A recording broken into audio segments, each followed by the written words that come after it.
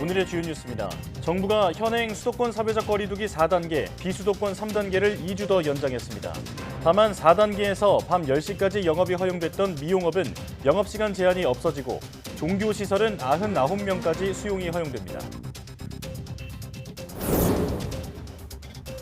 백신 접종 뒤 사지마비 증상을 겪은 간호조무사가 산업재해 인정을 받았습니다.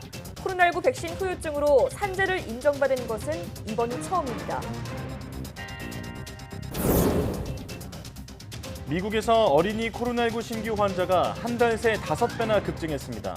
델타 변이가 백신 미접종자를 중심으로 확산하면서 어린이 감염들도 증가했습니다.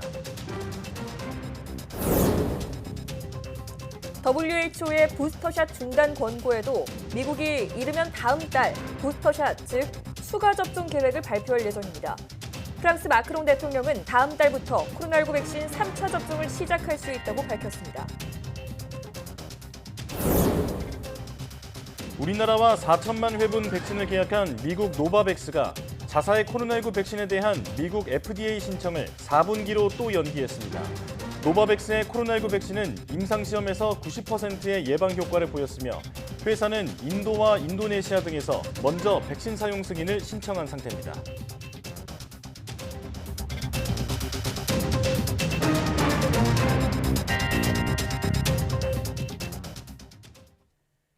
여러분 안녕하십니까? 사이언스 투데이 시작합니다. 한 달 넘게 이어진 1000명대 확산에 정부가 현행 거리두기를 2주 더 연장했습니다. 중앙재난안전대책본부는 8일까지인 수도권 4단계, 비수도권 3단계를 오는 22일까지 연장한다고 밝혔습니다. 4차 유행 규모가 여전히 커 반전 여부가 아직 모호한 상황에서 이동량이 줄지 않고 델타 변이 비중이 커지는 등 불안 요인이 있어 이같이 결정했다고 밝혔습니다. 다만 민생 현장 의견을 반영해 3, 4단계 규정 일부를 조정했습니다. 기존 3단계에서는 직계가족 모임의 경우 사적 모임 예외가 적용됐지만 앞으로는 이런 예외 없이 4명까지만 모일 수 있습니다. 또 4단계에서 밤 10시까지 영업을 허용했던 이 미용업 시간 제한이 없어지고 최대 19명까지 수용 가능했던 종교시설은 99명까지 허용됩니다. 비수도권의 사회적 거리두기 3단계 연장과는 관계없이 대전시는 거리두기 4단계를 오는 22일까지 2주 더 연장하기로 했습니다. 대전시는 최근 일주일 하루 평균 68명의 확진자가 발생하고 있어 확산세가 아직 꺾이지 않았고 휴가와 광복절 연휴 등으로 전국적 이동이 증가할 것으로 우려돼 내린 조치라고 설명했습니다. 또 오후 6시 이후 2인 이상 모임 금지와 시설 운영 시간 제한 등은 지금처럼 유지되지만 집합금지 시설에 노래 연습장이 추가됐다고 설명했습니다. 아스트라제네카 백신을 접종한 뒤 사지마비 증상을 겪어 가족이 청와대 국민청원에 올렸던 간호조무사가 산업재해 인정을 받았습니다. 근로복지공단은 이 간호조무사가 우선 접종 대상자에 해당했던 점과 접종하지 않았을 경우 업무 수행이 어려웠던 점 등을 고려했다고 밝혔는데요. 더 자세한 내용은 김철희 기자가 설명해드립니다. 경기도의 한 병원에서 간호조무사로 일하던 40대 여성 A씨. 지난 3월 12일 아스트라제네카 백신을 접종한 뒤 사지마비 증상 등을 보였고 결국 급성 파종성 뇌척수염 진단을 받았습니다. 당시 남편은 일주일에 400만 원씩 나오는 치료비가 부담된다며 방역 지침에 따라 백신을 맞았을 뿐인데 모든 후유증 책임을 왜 개인이 져야 하느냐며 청와대 국민청원에 글을 올렸습니다. 사비시라고 1,600이고 아니면 최소한 1,000만 원 이렇게 들어갈 거라고 생각을 하는데 이게 뭐 한두 달도 아니고 6개월에서 1년을 간다고 그러니 사람이 눈앞이 깜깜한 거죠. 이 글에 5만 명 넘게 동의했고 대통령까지 나서 지원 방안 마련을 지시했습니다. 그로부터 4달 정도가 지났고 근로복지공단은 심의를 거쳐 A씨의 사례를 산업재해로 인정했습니다. 코로나19 백신 후유증을 산재로 판정한 첫 사례입니다. 공단 측은 A씨가 접종 대상에 해당해 백신을 맞았고 접종이 업무 시간으로 인정된 점과 접종하지 않을 경우 업무 수행이 어려웠던 점 등을 고려해 업무 연관성을 인정했다고 밝혔습니다. 또 A씨에게 기저질환이 없었고 접종과 이상 반응 사이 시간적 연관성이 인정되는 점 등을 고려했다고 설명했습니다. 가족들은 늦게나마 다행이라며 다른 의료진들에게도 위로의 말을 건넸습니다.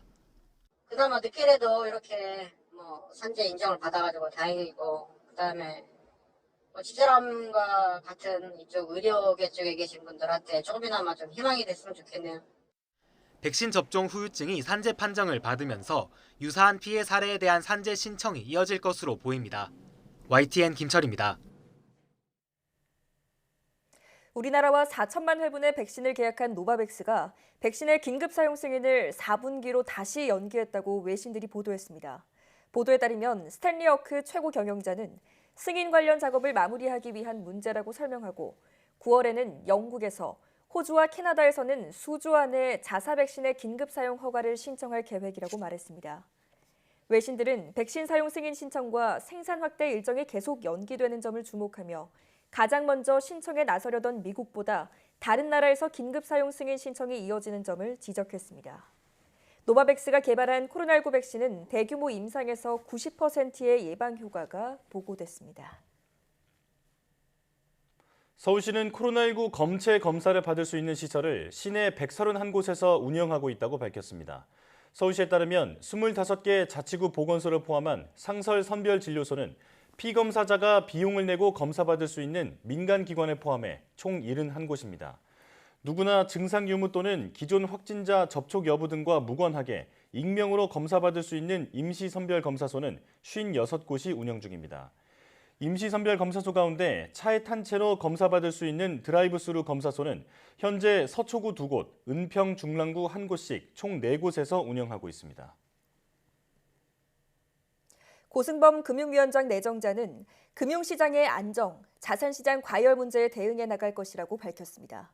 고 내정자는 6일 청문회 준비 사무실 출근길에 기자들에게 이처럼 말했습니다. 고 위원장은 가계부채 관리를 철저히 해나가겠다며 추진 과정에서 효과를 더 높일 방안이 무엇인지도 계속 고민하겠다고 밝혀 보완 대책이 나올 가능성도 시사했습니다.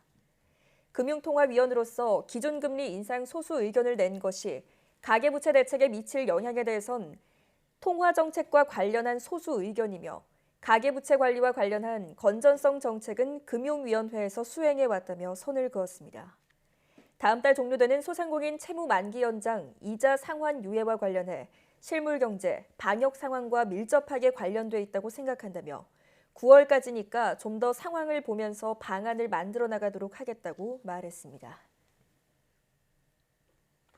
북한 함경남도 지역의 폭우로 인해 주민 5천여 명이 긴급 대피하는 등 피해가 극심하다고 북한 매체가 보도했습니다. 이번 수해로 인해 그렇지 않아도 70만 톤에서 130만 톤으로 예상되는 올해 북한 식량 부족분에 더 큰 손실이 우려됩니다. 김조환 기자가 보도합니다. 누런 황토물이 가득한 농경지, 끊어진 다리와 파손된 제방, 북한 조선중앙TV가 보도한 함경남도 지역의 수해 모습입니다. 북한 당국은 함경남도 여러 지역에서 이달 초부터 내린 폭우에 의한 피해가 발생했다고 보도했습니다. 폭우로 강하천들의 물이 불어나 제방이 터지면서 1172여 세대의 살림집이 파괴 및 침수되고 5천여 명의 주민들이 긴급 소개됐으며 지난 1일부터 3일까지 사흘간 함경북도 부령 지역의 강수량이 583mm를 기록하는 등 많은 비가 내렸습니다.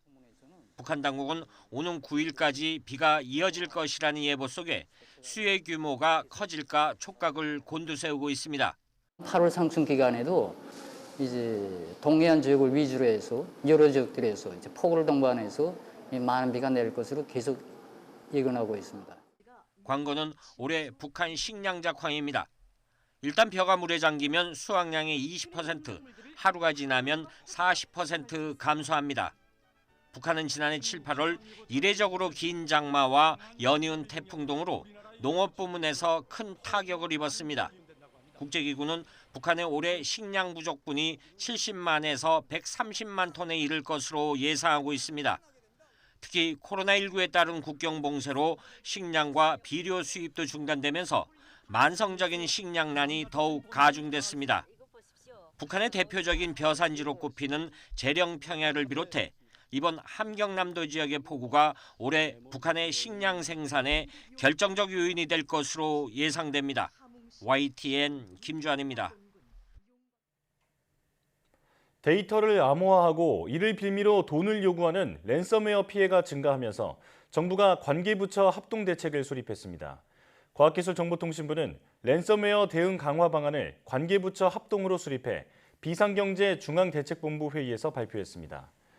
우선 정보보호 대책 수립과 이행 의무가 있는 주요 정보통신 기반 시설에 정유사와 자율주행 관제 시스템을 추가하기로 했습니다. 이를 포함한 기반 시설들은 랜섬웨어 예방을 위해 백업 시스템을 구축하고 모의 훈련도 확대해야 합니다. 또 중소기업에는 데이터 백업과 암호화 복구까지 지원하는 데이터 금고를 보급하고 영세 중소기업을 대상으로는 이메일 보안 소프트웨어와 백신 탐지 차단 프로그램을 지원하는 방안 등이 담겼습니다.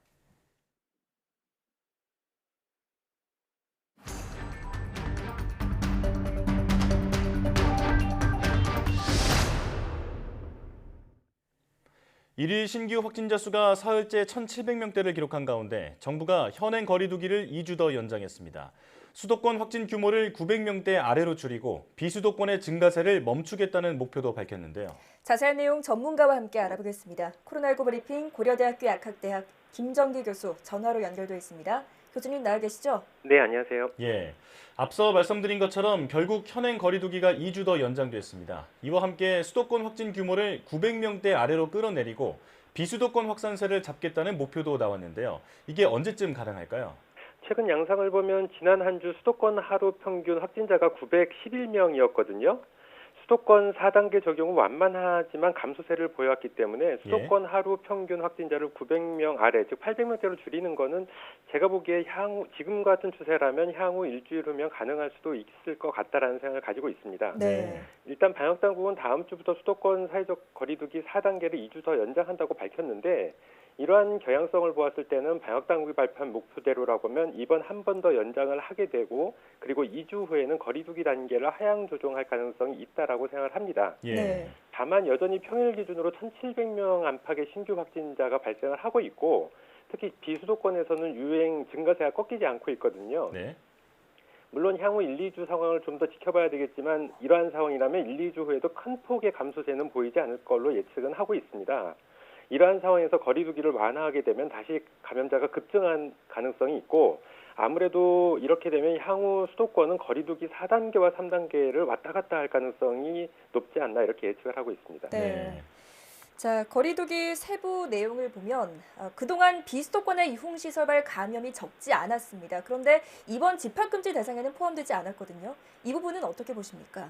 일단 말씀하신 대로 수도권은 지난 한 달간 거리두기 4단계가 적용되면서 유흥시설 영업이 금지됐던 반면에 비수도권은 대전과 같이 일부 4단계가 적용되는 지역이나 아니면 부산과 같이 3단계임에도 불구하고 예외적으로 유흥시설 영업을 금지한 지역이 있었습니다. 네. 이 이외에는 비수도권에서는 유흥시설 영업이 계속 진행이 되었어 왔는데 일단 방역적인 측면에서는 지금과 같이 전국적인 코로나19 유행 상황에서는 대표적인 고위험 시설인 유흥시설 영업을 당분간 전국적으로 금지하는 것이 맞지 않을까라고 생각을 하고 있습니다. 예. 다만 방역당국의 새로운 거리두기 단계 기준에서는 영업을 금지할 명분이 또 없는 것도 사실이거든요. 3단계이기 때문에. 네. 그럼에도 불구하고 적어도 확산세가 뚜렷한 비수도권 지역에서는 선제적인 방역 차원에서 영업을 금지하는 게 맞지 않을까 이렇게 생각을 하고 있습니다. 예. 자, 이미 거리두기가 몇 차례나 연장됐고 또 그때마다 세부 내용도 자꾸 달라지면서 혼란이 빚어지기도 했는데요. 이렇게 자주 바뀌는 방역 지침이 현장에서 실효성이 있을까요? 이번에 사회적 거리두기를 2주 연장을 하면서 민생 현장 의견을 반영해서 일부 수칙은 변경을 하였습니다. 예. 일단 큰 폭의 변화가 없는 걸로 보이고 있거든요. 그래서 큰 혼란이 야기될 가능성은 좀 적어 보인다라고 네. 생각을 하고 있습니다. 근데 이번에 새롭게 적용되는 변화 중에서 국민들께서 체감할 수 있는 대표적인 변화는 그동안 비수도권 3단계에서는 직계가족 모임 인원 제한이 없었었거든요. 네. 반면에 이번에는 상견례와 돌잔치를 제외하고는 4명까지만 모일 수 있는 게 지금 지침이기 때문에 이 부분이 다소 혼란을 야기할 가능성이 있다. 그래서 특히 식당을 운영하시는 분들께서는 방역수칙 미준수 시 벌금이 부과되는 만큼 해당 사항은 좀 꼼꼼히 챙기실 필요가 있겠다는 생각이 있습니다. 예. 그러니까 나머지 변화 사항은 별도로 방역수칙 관련 운영자가 있을 걸로 생각이 되고 있기 때문에 큰 네. 무리는 없지 않을까 이렇게 생각을 하고 있습니다. 네. 네. 자, 당장 2주 후로 다가온 개학 문제도 짚어보겠습니다. 자, 교육부가 학생 감염 추세를 분석했는데 학교 감염은 15.9%에 불과했거든요. 관련 통계만 보면 오히려 학교가 더 안전해 보이는데 이건 어떻게 보십니까? 말씀하신 부분은 이번에 교육부가 올해 1학기 학생들이 감염 경로를 분석한 결과 가정 내 감염은 48.7%, 지역사회 감염은 22.6%였던 반면에 학교 내 감염은 15.9%에 그쳤다라고 하는 부분이거든요. 네. 즉 말씀하신 것처럼 관련 통계만 보면 오히려 학교가 더 안전해 보일 수도 있는데 그렇다고 해서 이 부분이 2학기 등교 수업 확대나 전면 등교 방침의 명분은 될 수가 없다라고 생각을 하고 있습니다. 네. 이 방역적인 측면에서 보면 지금의 유행 상황이 크게 감소세 없이 8월 개학 시점까지 장기화가 되면 2학기 등교 수업 확대 시 학교 내 감염은 크게 증가할 걸로 예상을 하고 있고요. 네. 이번에 교육부가 발표한 통계 자료는 1학기 자료입니다. 그렇기 때문에 이번 유행을 주도하고 있는 델타 변이 바이러스 요인이 충분히 반영되지 않았거든요. 네. 그렇기 때문에 이 부분은 착오가 있을 수 있다. 그리고 기본적으로 델타 변이 바이러스는 그동안의 코로나19 바이러스와는 다르다라는 점을 염두에 했으면 하는 바람이 있고요. 대표적인 예로 최근 미국에서 델타 변이 확산으로 어린이 신규 확진자가 한 달 사이에 5배나 급증했거든요. 네. 그래서 이러한 부분을 참조했으면 하는 바람이 있습니다. 예. 지금 상황이 반영되지 않은 자료다 이렇게 말씀을 해주셨고요. 정부가 2025년까지 세계 5대 백신 강국으로 도약하겠다는 청사진과 함께 내년 상반기에 국산 코로나19 1호 백신을 상용화하겠다는 목표를 내놨습니다. 내년에는 국산 1호 백신을 만나볼 수 있을까요? 국내에서 대표적으로 5개 제약사에서 코로나19 백신 상용화 개발에 노력을 하고 있는데요. 그중에 지금 말씀하신 부분은 대표적으로 모 제약사에서 개발하고 있는 제조합 단백질 기반 백신입니다. 예. 그래서 이 노바백스 백신과 동일한 플랫폼이고요. 그동안의 개발 과정이 순조롭게 진행한 걸로 저는 알고 있거든요. 네. 최근 각 언론사에서 언급한 대로 이달 말 임상 3상에 도입 들어갈 예정으로 알고 있는데 성공 가능성은 상당히 높지 않나 이렇게 생각을 하고 있습니다. 예. 이러한 배경에는 제조합 단백질 백신은 그동안 우리나라에서도 다른 감염병 백신 개발을 위해 상당히 오랜 기간 동안 연구를 진행해 왔었고요. 그렇기 때문에 관련 노하우를 가지고 있습니다. 예. 관건은 제조합 단백질 백신에 사용하는 백신 보조제 일명 아주번트인데 해당 제약사에서 테스트한 백신 보조제가 면역 증강 효과를 나타내는 걸로 긍정적인 효과를 나타내는 걸로 이렇게 밝혀지고 있거든요. 네. 그래서 개인적으로는 성공 가능성이 높아 보인다라고 생각을 하고 있습니다. 네. 자, 우리나라가 4천만 회분을 확보해둔 백신이죠. 노바백스가 미국 FDA의 긴급 사용 승인 신청 일정을 또 연기했다고 합니다. 자, 애초 올해 3분기 중에 긴급 사용을 신청할 계획이었다가 4분기로 연기하는 건데요. 이건 어떤 이유로 봐야 하는 걸까요? 이제 미국의 FDA 입장은 그동안 파이자, 모더나 그리고 얀센 백신 등 긴급 사용 승인을 받아 접종을 하고 있는 백신들이 있습니다. 미국 국민들이 충분히 맞을 수 있는 물량을 그동안 생산해왔기 때문에 후발주자인 이 노바백스에서 개발한 백신이 긴급 사용 승인의 신청 요건에 부합하지 않는다라고 생각을 하고 있기 때문에 그렇거든요. 네. 근데 관건은 미국의 상황이 아니라 우리나라는 우리나라 상황을 생각을 해야 되는데 굳이 미국 FDA의 승인 여부를 기다릴 필요는 없다 이렇게 생각을 하고 있고 예. 유럽연합과 같이 자체적으로 승인 절차를 진행하는 것 즉 우리나라에서 백신 수급 문제가 여전히 있는 상황이기 때문에 이 부분이 더 타당하지 않을까 이렇게 생각을 하고 있고요. 네. 미국에서 노바백스가 긴급 사용 승인 대상이 안 되는 부분은 글쎄 제약사들 간의 어떤 이권 문제 이런 부분들도 함께 작용을 하고 있지 않나라는 개인적인 또 의구심도 있습니다. 예. FDA를 기다릴 게 아니라 자체 승인도 검토를 해봐야 한다 이런 말이군요. 자, 모더나가 자사 백신을 2회까지 접종하고 6개월이 지난 뒤에도 93%의 예방 효과가 있다고 밝혔습니다. 초기 예방 효과인 94%에서 거의 떨어지지 않았다는 말인데요. 같은 mRNA 백신인 화이자는 6개월 만에 95%에서 84%로 떨어지는 것으로 알려졌는데 이번 발표 어떻게 보셨습니까?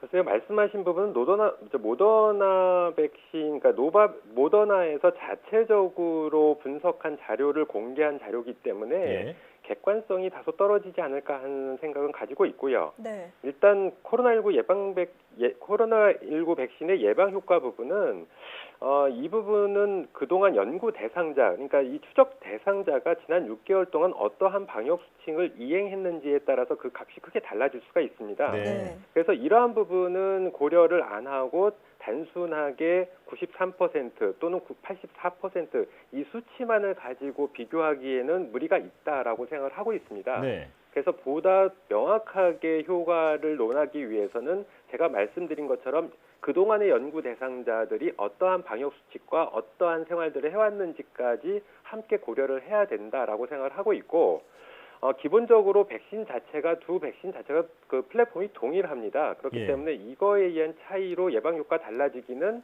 좀 어렵지 않나 이렇게 생각을 하고 있습니다. 다만 차이가 날 수 있는 부분은 표준 용량상의 차이가 나게 되면 이러한 부분이 반영이 될 수가 있는데, 일단은 이러한 부분은 좀 크게 우려할 부분은 아니다. 그러니까 기본적인 데이터 값이 달라진 거에는 이러한 사회의 어떤 활동과의 연관성도 같이 있기 때문에 이러한 부분을 면밀하게 좀 검토를 해봐야 된다라고 생각을 하고 있고, 예. 기본적으로 이 수치가 이렇게 공개되면서 국민들께서 어떤 백신이 더 좋으냐라고 자꾸 의문점을 가지고 계시거든요. 네. 근데 이러한 부분은 크게 우리 백신 수급 문제 수용성에 있어서 크게 보탬이 되지 않는다 이렇게 생각을 하고 있고, 예. 따라서 기본적으로 유사한 정도의 예방 효과를 보인다라고 생각하시는 게 더 맞지 않을까라는 생각을 가지고 있습니다. 네.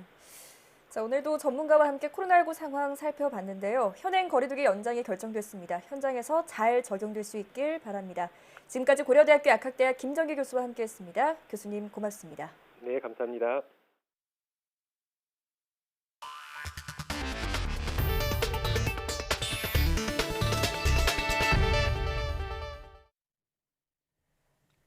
미국에서 코로나19 감염률, 입원율, 사망률도 일주일 만에 40% 안팎으로 증가한 것으로 나타났습니다. 특히 백신 접종률이 낮은 플로리다, 텍사스 등 중남부 7개 주에서 미국 전체의 절반을 감당했습니다. 워싱턴 강태욱 특파원의 보도입니다. 미국 루이지애나 주에 살고 있는 37살 다니엘스 씨는 친척을 만나러 갔다가 하루아침에 중환자가 됐습니다. 가족들 가운데 22살 조카와 자신만 백신 미접종자였는데 둘 다 확진된 겁니다. 이제는 화장실 가는 것조차 버거운 일이 돼버렸습니다. Getting up, going to the restroom became a challenge. From the sofa to the restroom was a challenge. 루이지애나주는 최근 이 같은 코로나19 환자가 넘쳐나면서 입원율이 90%까지 올라갔습니다. 루이지애나를 비롯해 플로리다, 텍사스 등 중남부 7개 주가 미국 전체 감염자와 입원 환자의 절반을 차지했습니다. In 7 states alone, Florida, Texas, Missouri, Arkansas, Louisiana, Alabama, Mississippi, states with some of the lowest vaccination rates account for about half of new cases and hospitalizations in the past week. 백악관 대응팀은 일주일 평균 하루 신규 확진자가 9만 명에 육박했다고 밝혔습니다. 그러면서 감염률과 입원율, 사망률이 한 주 사이 40% 안팎으로 증가했다고 설명했습니다. 다만 소규모 사업장에서 백신 의무화를 도입한 곳이 절반까지 늘었다고 덧붙였습니다. 백악관 대응팀은 최근 감염 확산에 놀란 이들 중남부주에서 백신 접종률이 올라가고 있기는 하지만 효과를 발휘하기에는 꽤 시일이 걸릴 것으로 보고 있습니다. 워싱턴에서 YTN 강태욱입니다. 미국에서 어린이 코로나19 신규 환자가 한 달 사이 5배나 급증한 것으로 나타났습니다. 델타 변이가 백신 미접종자들을 중심으로 빠르게 확산하면서 어린이 감염률도 올라간 것으로 분석됩니다. 조수현 기자가 보도합니다. 미국 소아과학회는 지난달 22일부터 일주일 동안 미국에서 어린이 7만 1,726명이 코로나19에 새로 감염됐다고 밝혔습니다. 그전 일주일에 3만 9천 명과 비교해 84%가 증가했고 6월 말과 비교하면 5배나 늘어난 규모입니다. 7월 29일 기준으로 어린이 누적 확진자는 419만 8천여 명으로 미국 전체 코로나 환자의 14.3%를 차지했습니다. 집계상의 어린이 기준이 주마다 다른데 0세부터 17세까지 아우릅니다. 미국의 성인 백신 접종률이 올라간 사이 미접종자들을 중심으로 전염력이 더 강한 델타 변이가 빠르게 퍼지면서 어린이들의 감염률도 높아진 것으로 분석됩니다. 미국 전체 코로나 입원 환자 중 어린이가 차지하는 비율은 1.3%에서 3.5%로 나타났습니다. 그리고 전체 어린이 코로나 환자 중 입원 환자 비율은 0.1%에서 1.9%였습니다. 그러나 백신 접종률이 낮아 델타 변이 확산세가 심한 남부 지역에서는 어린이 입원 환자도 증가하는 추세입니다. CDC 자료를 보면 플로리다주의 어린이 신규 입원자가 4일 기준 47명으로 가장 많았고 텍사스주가 40명으로 뒤를 이었습니다. 지금까지 미국에서 발생한 0세에서 17세 코로나19 누적 사망자는 500여 명입니다. 소아과 학회는 어린이 코로나 감염이 중증이나 사망으로 이어지는 경우는 성인에 비해 드물지만 아이들에게 어떤 영향을 미치는지 추가 조사가 필요하다고 밝혔습니다. 아울러 아직 백신 접종 대상이 아닌 12세 미만 어린이들은 변이 확산 속에 더욱 유의해야 한다고 강조했습니다. YTN 조수연입니다. 아마존을 비롯한 미국의 대기업들이 코로나19 델타 변이의 확산에 사무실 출근 재개 시점을 속속 뒤로 미루고 있습니다. 블룸버그 통신 등 미국 언론은 최대 전자상거래 회사 아마존이 현지 시각 5일 직원들에게 보낸 이메일을 통해 내년 1월 첫째 주부터 사무실 출근을 재개할 계획을 밝혔다고 전했습니다. 앞서 아마존은 미국과 몇몇 국가 직원들에게 다음 달 7일부터 현장 근무를 대부분 재개하겠다고 통보했습니다. 델타 변이의 유행으로 곳곳에서 감염자가 급증하자 출근 계획을 4개월 늦추기로 한 것입니다. 아마존에 앞서 다른 빅테크 기업들도 사무실 출근을 연기하거나 백신 접종을 의무화하는 등의 조치를 내놨습니다. 마이크로소프트, 구글, 애플은 최근 사무실 출근 계획을 오는 10월로 늦춘다고 밝혔습니다. 미국 CNN이 코로나19 백신을 맞지 않은 채 출근한 직원 3명을 사내 규정 위반으로 해고했다고 뉴욕타임스, AP 등 외신들이 보도했습니다. 보도에 따르면 제프 저커 CNN 사장은 직원들에게 보낸 공지에서 지난주 백신을 접종하지 않고 사무실에 출근한 직원 3명을 해고했다고 알렸습니다. 이어 백신 의무 접종 문제는 무관용으로 대응할 것이라고 강조했지만 해당 직원들의 근무 부서와 직책, 백신 미접종 사실이 어떻게 발견됐는지는 언급하지 않았습니다. CNN은 사무실이나 현장에서 일하는 모든 직원에게 코로나19 백신 접종을 의무화하고 있습니다. 또 코로나19 재확산을 고려해 애초 9월 7일로 예정한 사무실 복귀 시점을 10월 초나 중순쯤으로 연기할 것으로 알려졌습니다. 델타 변이를 중심으로 코로나19 감염 확산세가 커지면서 미국이 이르면 다음 달 부스터샷 추가 접종 계획을 내놓을 것이라고 현지 시간 5일 월스트리트 저널이 보도했습니다. 월스트리트 저널은 FDA 관계자의 말을 인용해 미국 식품의약국 FDA가 다음 달 초까지 부스터샷 대상자와 시기에 대한 전략을 세울 수 있을 것으로 기대하고 있다고 전했습니다. 현재 미 정부는 65세 이상 고령자, 면역력이 약한 사람, 그리고 지난해 12월이나 올해 1월 접종자에 대해 이르면 이달 내로 부스터샷이 필요할 수 있는 만큼 관련 전략의 신속한 발표를 추진하고 있습니다. 세계보건기구 WHO는 최근 백신 공급이 일부 국가에 치우쳐 있다며 부스터샷 접종을 9월 말까지는 중단해달라고 촉구했지만 미국은 WHO의 부스터샷 보류 권고는 잘못된 선택이라며 해외 백신 공급과 국내 부스터샷 접종을 동시에 할 수 있다고 강조했습니다. 미국 제약사 모더나가 자사의 코로나19 백신이 2회차 접종 6개월 후에도 93%의 예방 효과를 유지한 것으로 나타났다고 밝혔습니다. 또 겨울이 오기 전에 부스터샷, 즉 추가 접종이 필요할 수도 있다고 말했습니다. 김원배 기자가 보도합니다. 모더나는 자사의 코로나19 백신 3상 임상시험 최종 분석 결과 2회차 접종 6개월 후에도 93%의 예방 효과를 유지한 것으로 나타났다고 밝혔습니다. 이는 모더나 백신의 초기 예방 효과인 94%와 거의 차이가 없는 수준입니다. 모더나와 비슷한 mRNA 기반의 화이자 백신은 예방 효과가 초기 95%에서 6개월 후 84%로 떨어지는 것으로 나타났습니다. 모더나의 최신 분석 결과는 아직 의학 전문 학술지를 통해 정식 출판된 것은 아니라고 미국 언론들이 지적했습니다. 모더나는 또 변이 바이러스를 막기 위한 부스터샷, 즉 추가 접종용 백신 3종의 이상 임상시험 결과 이들 백신이 델타를 비롯한 3가지 변이 바이러스에 대해 왕성한 항체 반응을 생성했다고 밝혔습니다. 모더나는 겨울철이 오기 전에 부스터샷이 필요할 가능성이 있다고 말했습니다. 코로나19 백신으로 모더나는 돈방석에 앉은 것으로 나타났습니다. 모더나는 올 2분기 순이익이 27억 8천만 달러, 우리 돈으로 약 3조 2천억 원, 매출은 43억 5천만 달러, 우리 돈으로 약 5조 원을 기록했다고 밝혔습니다. 주당 순이익은 6달러 46센트로 전문가 전망치 5달러 96센트를 웃돌았습니다. 모더나는 올해 200억 달러, 내년 120억 달러 규모의 코로나19 백신 구매 계약을 각각 체결한 상태라고 덧붙였습니다. 올해 백신 생산량 전망치는 8억 회분에서 10억 회분 사이로 기존 전망과 일치했습니다. YTN 김원배입니다. 미국이 2030년까지 전기차 비중이 50%가 되게 하겠다는 야심찬 계획을 발표했습니다. 조 바이든 미국 대통령은 행정명령에 서명했고 미국 주요 자동차 업체들은 2030년까지 신차의 최대 절반을 전기차로 생산하겠다고 발표했습니다. 김진호 기자의 보도입니다. 백악관에 전기차로 제작된 차량들이 전시돼 있습니다.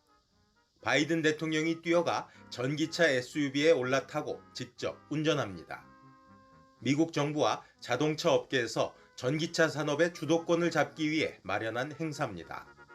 바이든 대통령은 전기차 비중을 대폭 늘리는 것을 목표로 하는 행정명령에 서명했습니다.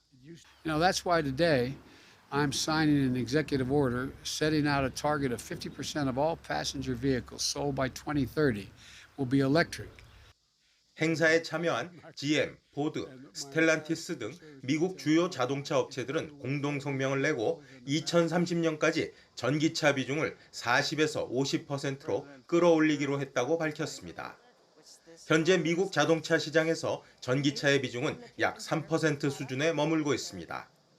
친환경 정책의 핵심으로 전기차 보급 확대를 내세운 바이든 행정부에 미국 자동차 업계가 화답한 것입니다. 이번 행사는 내연기관 차량을 전기차로 바꾸기 위해 준비된 것으로 전기차만 생산하는 테슬라는 초대받지 못했습니다.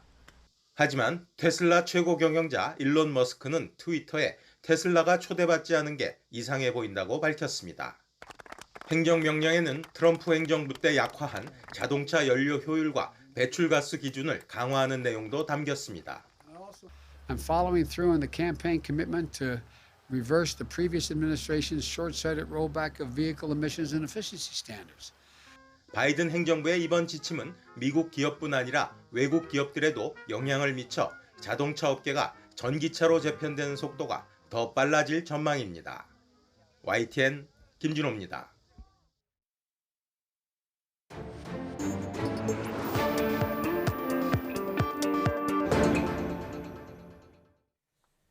한 주간 가장 주목받은 과학 소식을 하나로 알아보는 사이언스 핫5 시간입니다. 네, 이번 주에는 어떤 이야기가 시청자들의 주목을 받았을까요? 이동훈 기자와 함께 알아보겠습니다. 어서 오세요. 네, 5위 소식부터 알려주시죠. 네, 이번 최근 델타 변이 바이러스가 확산하면서 전 세계의 이 코로나19 확진자 수가 아주 급격하게 늘어나고 있습니다. 네. 그만큼 이 델타 변이의 전파력이 굉장히 빠른 것으로 나타났는데요. 미국 질병통제예방센터에 따르면 이 델타 변이는 수두처럼 빠르게 퍼지고 또 이 환자 한 명이 보통 8명에서 9명을 감염을 시킨다고 합니다. 예. 이런 가운데 이 델타 변이의 또 다른 돌연변이죠. 이 델타 플러스가 확인이 됐는데 네. 국내에서도 이미 감염 환자가 나오면서 우려를 낳고 있습니다. 이 델타 플러스 변이는 델타 변이의 K417N 부위의 변이가 추가로 발생한 겁니다. 예. 이 K427N 돌연 변이는 백신을 접종하면 생기는 이 중화 항체의 공격을 피해 다니도록 돕는데요. 남아공에서 처음 발생한 이 베타 변이에서 주로 나타난 특징입니다. 그래서 이 델타 변이의 강한 전파력에 이 베타 변이의 백신 회피 능력까지 갖췄을 수 있다, 이런 우려가 나오고 있는데요. 예. 아직까지 확인된 바로는 델타 플러스가 일반 델타 변이와 큰 차이를 보이지 않는 것으로 나타났습니다. 중화 능력이 떨어지는 정도라든가 백신을 피하는 능력이 모두 비슷했는데요. 하지만 이 국내 감염 사례를 보면 이 해외여행 이력이 없는 사람이 델타 플러스에 감염이 됐었거든요. 예. 그러니까 이미 지역사회에서 전파가 시작된 것으로 보인다, 이렇게 볼 수 있어서 앞으로 좀 주의 깊게 지켜봐야 할 것 같습니다. 네. 지금처럼 코로나와의 싸움이 길어지면서 더 강한 또 변이가 나오지 않을까 걱정이 됩니다. 4위 소식으로 넘어갈까요? 네, 이 코로나19에 감염이 되면 나타나는 대표적인 증상이 바로 이 폐 손상입니다. 네. 특히 이 코로나19의 경우는 면역세포가 활성화하면서 이 폐 손상에 관여하는 것으로 알려져 있었는데요. 예. 국내 연구팀이 이렇게 코로나19 환자에게서 일어나는 폐 손상의 원인과 특성을 밝혀냈습니다. 이 카이스트와 충북대 의대 이 공동 연구팀이 사람과 호흡기가 비슷한 것으로 알려진 이 족제비과의 페럿을 이용해서 바이러스 감염 후에 폐 속에서 일어나는 변화를 관찰을 해봤습니다. 예. 그 결과 이 코로나19에 걸린 지 이틀 뒤부터 이 백혈구의 일종인 단핵구가 혈류에서 폐 조직으로 들어오게 되고요. 그러면서 이 대표적인 면역세포인 대식세포로 이 단핵구가 분화를 했습니다. 이 대식세포들은 염증성 질환 성질을 강하게 보였는데 예. 그러니까 이 대식세포가 바이러스를 없애는 것뿐만 아니라 정상적인 폐 조직에도 손상을 일으킨다는 거죠.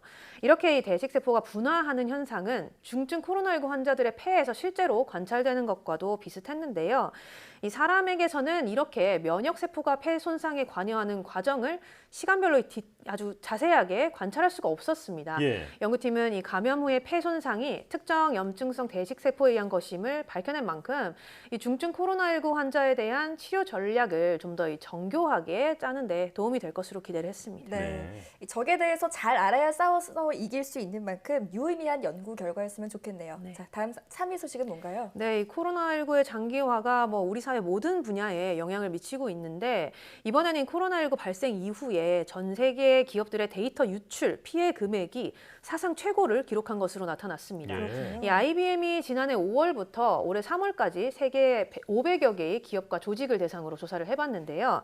이들 기업의 이 데이터 유출 사고 피해 금액은 평균 424만 달러, 우리 돈으로 28억 8천만 원에 달했습니다. 네. 이 가운데 국내 기업이 28곳이 있었는데 피해액은 모두 평균 41억 1천만 원 정도였다고 합니다. 이 공격 방식은 사용자 인증 정보를 도용하는 경우가 가장 많았는데요. 피해액으로 보면 이 사업상 주고받는 비즈니스 이메일을 유출하는 그런 공격법이 67억 7천만 원의 피해 금액을 남기면서 가장 컸습니다. 네. 아무래도 이 코로나19 이후에 기업들이 원격 근무를 늘리면서 좀 운영에 급격하게 변화를 줬잖아요. 그렇죠. IBM은 이 과정에서 이 기업들이 보안 사고를 통제하기가 좀 어려워진 것이 이런 데이터 유출의 어떤 원인이라고 지적을 했습니다. 예. 실제로 이 전 세계 기업 가운데 원격 근무가 데이터 유출 사고의 원인 중 하나다 이렇게 답한 곳이 20% 정도 됐는데 원격 근무를 하지 않는 기업의 경우는 피해액이 평균 100만 달러 정도 더 적은 것으로 나타났습니다. 예.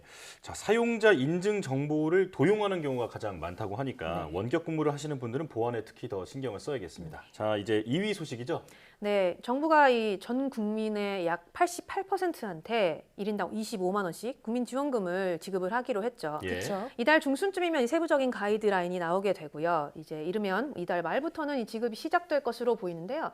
지난해의 재난지원금과 같은 방식으로 운영이 될 예정입니다. 이 사용 방법을 다시 한번 짚어보자면 이 먼저 신용카드나 체크카드, 선불카드 또 이 지역 상품권 가운데 본인이 원하는 방식으로 받을 수가 있고요. 네. 주민등록상 자신이 살고 있는 광역시도에서 쓸 수 있습니다. 아시다시피 전통시장이나 동네 마트, 주유소, 편의점, 음식점 모두 자유롭게 쓸 수 있고요. 네. 유치원과 학원에서도 사용을 할 수가 있습니다. 네. 이 프랜차이즈 업종의 경우는 조금 복잡한데 지난해 재난지원금의 사례를 보면 가맹점은 어디든지 쓸 수 있지만 직영점의 경우는 소재지에서만 쓸 수가 있습니다. 예. 그러니까 이 100% 직영점으로만 운영되는 스타벅스 같은 경우는 본사가 서울에 있기 때문에 서울 시민만 쓸 수 있는 거고요. 예. 다른 프랜차이즈 업종이라든가 카페, 빵집 등은 가맹점 어디 지역의 가맹점이든 다 사용할 수가 있다는 겁니다. 또 이 온라인몰에서는 기본적으로는 이 국민지원금을 쓸 수가 없고요. 배달 애플리케이션을 쓰는 경우는 지난번처럼 이 현장 결제를 사용을 하면 가능해질 전망입니다. 정부는 이 사용 기한을 원칙적으로는 연말까지 가능하도록 이렇게 준비를 하고 있는데 방역 상황에 따라서 조금씩은 달라질 것으로 보입니다. 네.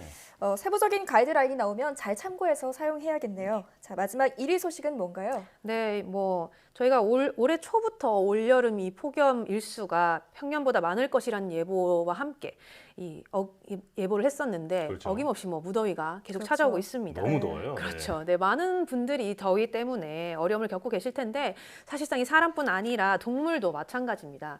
최근에는 폭염으로 수온이 올라가면서 물고기들이 잇따라 폐사를 하고 있는데요. 예. 이 실제로 서울 지역의 경우 하천의 평균 최고 수온이 예년에 비해서 2.6도가 높아진 것으로 나타났습니다. 그러니까 하루 중에 가장 높았던 수온의 값을 평균을 내봤더니 최대 2.6도까지 올라간 거라는 의미입니다. 이 한강 본류의 경우에는 평균 수온이 한 2.2도에서 2.3도까지 높아졌고요. 지천의 경우는 최대 2.8도까지도 올라갔다고 합니다. 예. 특히 안양천의 경우는 지난 1994년 이후 27년 만에 이번에 가장 수온이 높은 것으로 나타났는데 네. 안양천의 평균 최고 수온은 최악의 폭염이 찾아왔던 지난 2018년에 30.2도로 가장 높았었는데요. 네. 올해는 31.2도를 기록을 하면서 종전 기록을 넘어선 데다가 예년 평균과 비교를 하면 3.1도까지 올라간 거라고 합니다. 이렇게 이 수온이 급격히 올라가면서 물고기가 떼죽음을 당하는 등 이 생태계도 악화하고 있는데 특히 어류 같은 경우는 이 온도 변화에 따라서 체온이 변하는 변온 동물이거든요. 예. 그러니까 체온을 스스로 유지할 수가 없어서 견딜 수 있는 온도 범위를 넘어가게 되면 이 안전에 위협을 받게 됩니다. 네. 결국은 이 기후 변화로 인한 기온 상승이 우리 하천 생태계까지 영향을 미치고 있는 거죠. 네, 이번 폭염이 사람뿐만 아니라 동물들에게도 큰 위협이 되고 있다. 이 점을 기억을 해야겠습니다. 지금까지 이동훈 기자와 함께 한 주간 소식 살펴봤습니다. 고맙습니다.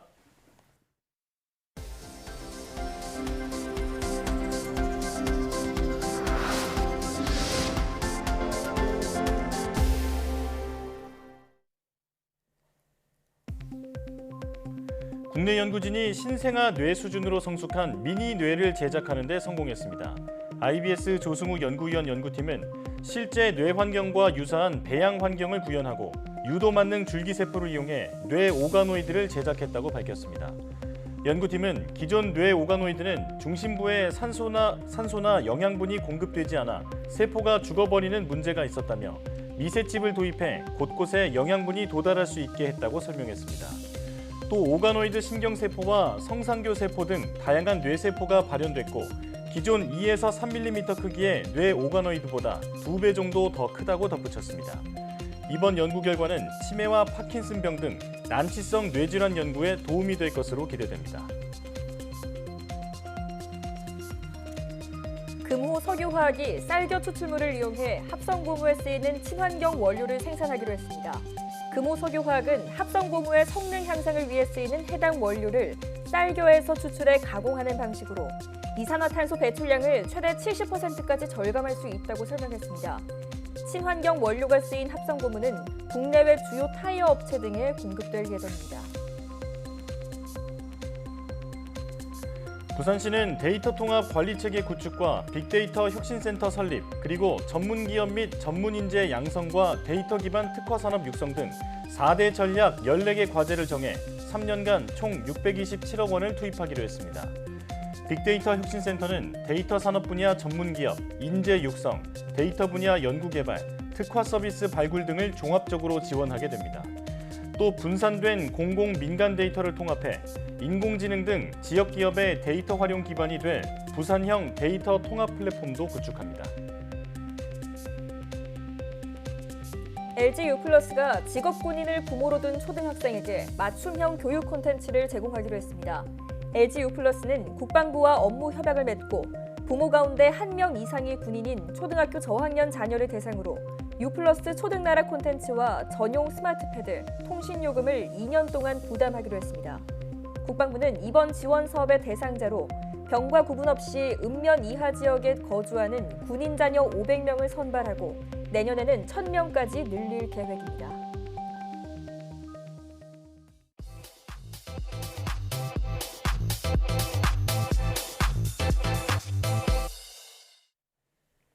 과학에 대한 모든 궁금증을 풀어주는 궁금한 S 시간입니다. 르네상스 시대의 예술가들은 작품을 통해 인체의 아름다움을 드러내고자 했는데요. 인체를 연구해 정확하게 묘사하기 위해서 해부학도 함께 발전했습니다. 현대의학의 초석이 된 르네상스 시대의 해부학을 지금 바로 화면으로 만나보시죠.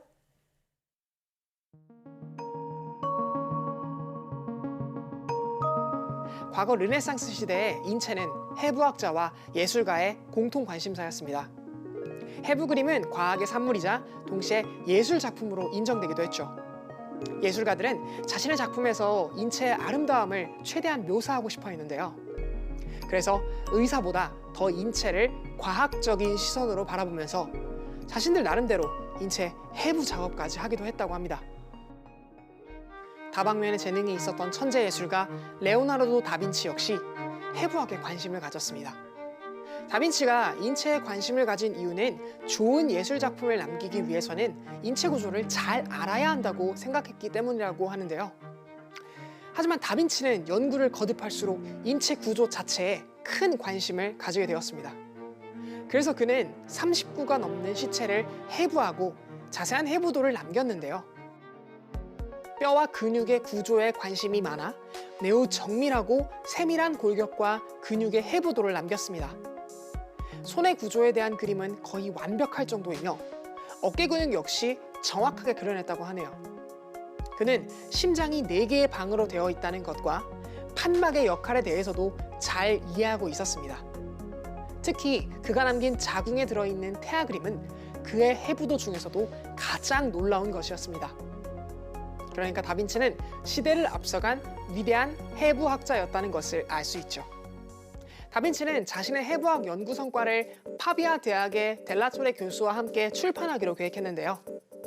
하지만 토레 교수가 사망하면서 이 계획은 빛을 보지 못했습니다. 다빈치가 사망한 후 그의 수많은 원고는 많이 유실되었는데요. 그의 해부도 역시 세상에 알려진 것은 그가 죽은 지 200년 뒤였습니다. 다빈치가 못다한 위협을 이루고 새로운 의학을 탄생시키는데 중요한 역할을 했던 사람이 바로 안드레아스 베살리우스입니다. 베살리우스가 의학의 역사에서 중요한 이유는 그가 근대 해부학의 시대를 열었기 때문인데요. 그때까지도 유럽의 의과대학에서는 고대 로마 시대의 의사이자 해부학자인 갈레노스의 이론을 가르치고 있었습니다. 당시 해부학 강의는 교수가 갈레노스 의학 서적을 읽고 설명해주며 이발사이기도 했던 외과의가 해부에 보여주는 식으로 진행했습니다. 이발사, 외과의의 해부가 끝난 다음에 교수가 그 결과를 갈레노스의 해부학으로 설명해주는 것이었죠. 그러나 인체 해부에 관한 지식이 외과의에게 필수적이라는 것을 알고 있었던 베살리우스는 인체 해부를 이발사들에게 맡기지 않고 자신이 직접 했는데요.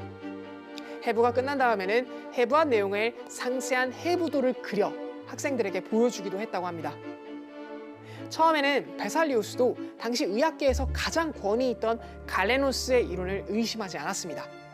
하지만 축적된 해부학 지식과 경험을 바탕으로 1540년부터 갈레노스의 의학을 비판하기 시작했는데요. 로마법에 의해 인체 해부가 금지되었던 갈레노스가 인체를 해부하는 대신 개나 원숭이 그리고 돼지 같은 동물을 해부하여 얻은 결과를 사람에게 적용했다는 것을 알게 되었습니다. 이때부터 그는 새로운 해부학 교과서를 준비하기 시작했는데요. 베살리우스는 갈레노스와 아리스토텔레스가 주장했던 심장의 구조와 기능을 바로잡기도 했습니다. 갈레노스는 순수한 혈액을 나누고 있는 동맥은 좌심실에서 나와 허파나 뇌와 같이 위쪽에 있는 기관으로 가고 정맥은 우심실에서 나와 위를 비롯한 아래쪽에 있는 장기로 간다고 설명했으며 우심실과 좌심실을 나누고 있는 벽에는 혈액이 통과할 수 있는 눈에 보이지 않는 작은 구멍이 있다고 했죠. 이 이론은 1400년 동안 사실로 받아들여졌습니다.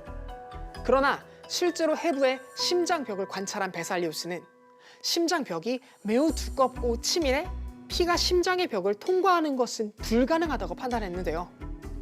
베살리우스가 새롭게 밝혀낸 사실 중에는 아래턱뼈가 갈레노스의 주장과는 달리 2개가 아니라 하나라는 사실도 있었습니다.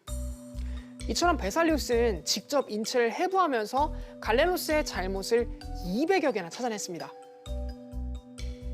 베살리우스는 인체 구조에 대한 7권의 책, 줄여서 파브리카로 부르는데요. 1543년 이 책을 출판했습니다. 파브리카는 이전의 어떤 책보다도 인체를 포괄적으로 정확하게 묘사했으며 새로운 해부학 용어를 사용했고 인쇄와 재본도 세련되고 완벽했습니다. 골격, 근육, 혈관, 신경, 생식기, 흉부, 뇌의 7권으로 구성되어 있으며 총 663쪽에 달하는 방대한 책으로 400여 장의 해부도를 포함하고 있는데요. 베살리우스의 해부도는 해부학적 사실을 상세하게 묘사한 구체적인 내용으로도 유명하지만 예술작품이라고 부를 수 있을 정도의 예술성으로도 잘 알려져 있습니다. 파브리카는 새로운 의학이 싹틀 수 있는 여지를 제공했다는 면에서 의학에서의 혁명을 시작한 책이라고 할 수 있는데요. 의학교육 과정에서 인체 해부가 정식 과목으로 도입되는 계기를 제공했고 의사를 수준 높은 전문직으로 인식하는 계기가 되었습니다. 오늘 궁금한 에세이에서는 르네상스 시대의 해부학에 대해서 알아봤는데요. 르네상스 시대의 의학적 발견은 현대의학의 초석이라고 볼 수도 있을 것 같습니다. 그럼 궁금한 에세이는 여기서 인사드릴게요. 과학에 대한 궁금증이 있다면 언제든 유튜브에 사이언스 투데이를 검색해주세요. 이상 궁금한 에세이였습니다.